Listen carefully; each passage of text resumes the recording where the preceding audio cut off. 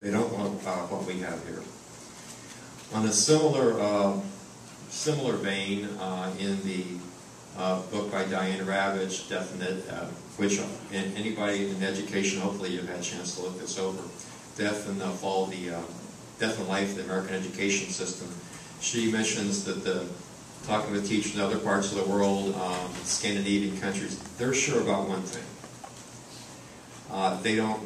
They don't want what we have in this country. They especially don't want where things are going in education in this country. They are so sure about that.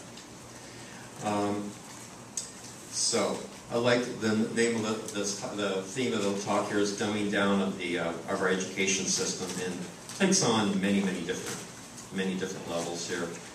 First, I just want to speak to the standards. You might recall that I believe it was the first President Bush. There was a big call for national standards in many content areas, and that, I have to say, that was in many respects a good thing.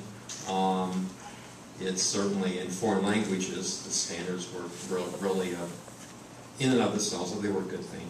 But as far as implementing standards, that pretty much came to a halt, if you recall, from the Diane Ravitch book, the whole thing about the history standards in Texas, and they wanted to impose some views of American exceptionalism and so forth, and that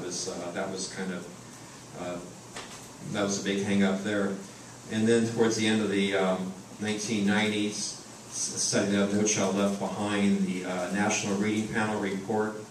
I don't know how much of you are familiar with that, but pretty much ignores science.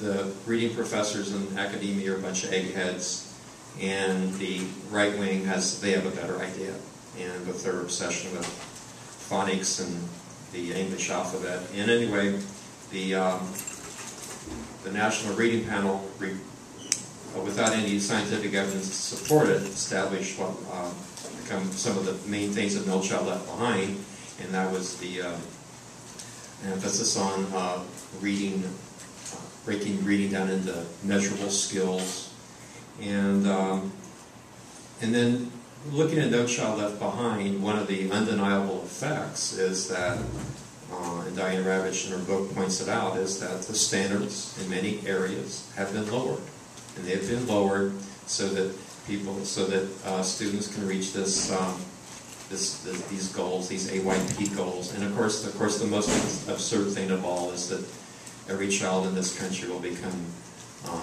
proficient in math and English by the year 2014, which is really just kind of no country in the world has ever pulled this off, and let alone the United States, with a level of child poverty 10 times that of what you see in the Scandinavian countries. I think the